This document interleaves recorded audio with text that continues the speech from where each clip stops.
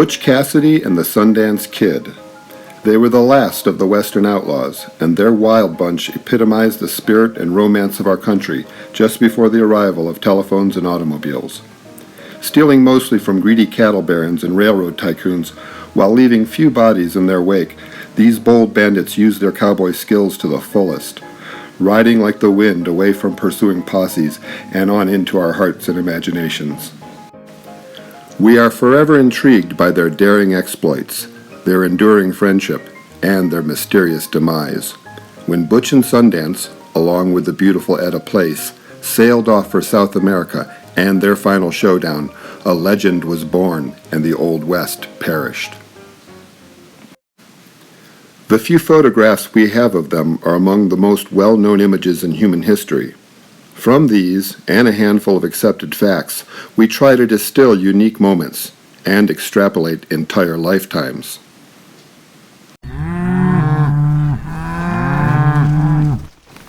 However, anyone studying the early association between Robert Leroy Parker and Harry Alonzo Longabaugh soon realizes there are no records connecting them in their youth or during their cowboy careers. Their legendary friendship is simply an unknown quantity before about 1896. So, over the decades we have fantasized about them, mythologized them in our popular culture.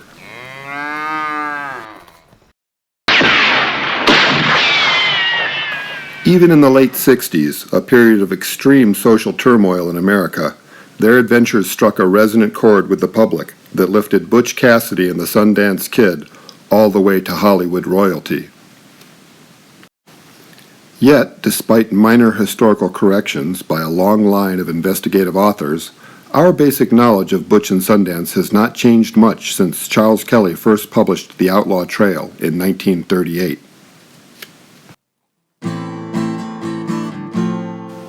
Now, more than a century after their deaths in a Bolivian shootout, a completely unknown photograph has emerged, with both outlaws posing together in a canvas tent near the mines of southwest Colorado.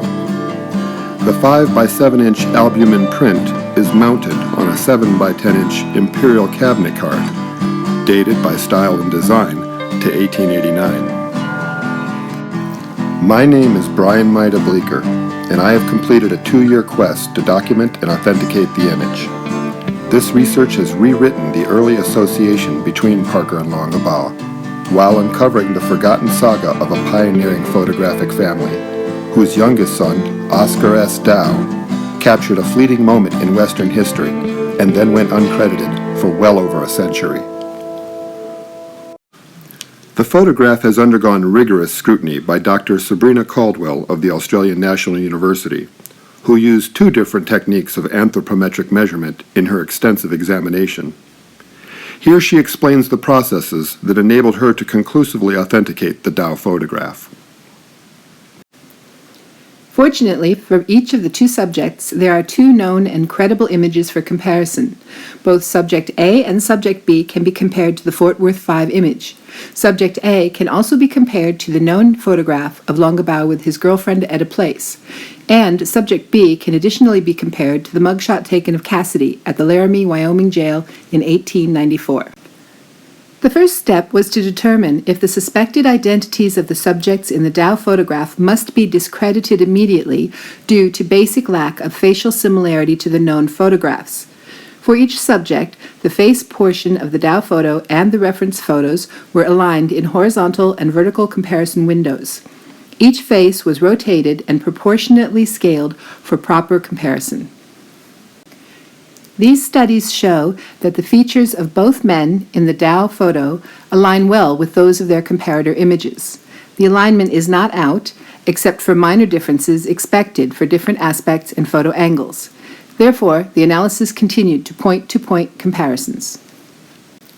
The second part of the analysis, the 2-dimensional anthropometric proportional analysis, compared over 350 median measurements for each of the 3 faces per person.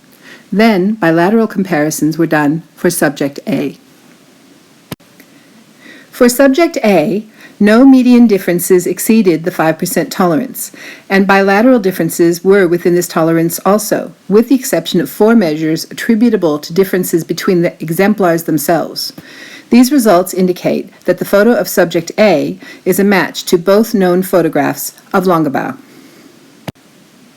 Analysis of the median proportional points for subject B yielded less than a 5% variance also, with the exception of one variance of 0.051, which was a difference between the 2 exemplars again. Bilateral comparisons were impracticable by the variance of facial pose from subject B to his exemplars. However, these results indicate a match of subject B to both known photographs of Parker. Convincingly, there are matching identifying marks for both subjects. 2 identifying marks were readily traceable on subject A's right hand. They are a vein running alongside the index finger knuckle and a depressed diagonal scar across the top of the index finger. 2 significant distinguishing marks were also found for subject B. Firstly, a prominent forked vein on the left hand was consistent with the forked vein on the left hand of Robert Parker in the Fort Worth 5 image. Secondly, high-resolution scans of the Dow photo reveal a particularly distinctive scar descending from his nose, then curving up under his left eye and across his left cheek. This same scar is visible in both known Parker photographs and positively matches subject B as Parker. Today, a plaque marks the location in Telluride, Colorado, where the San Miguel Valley Bank once stood, and where 4 cowboys rode into outlaw history over 125 years ago. Many pass this way and wonder, did Robert Parker and Harry Longabaugh know each other prior to 1890? Were both men participants in the Telluride robbery in June of 1889?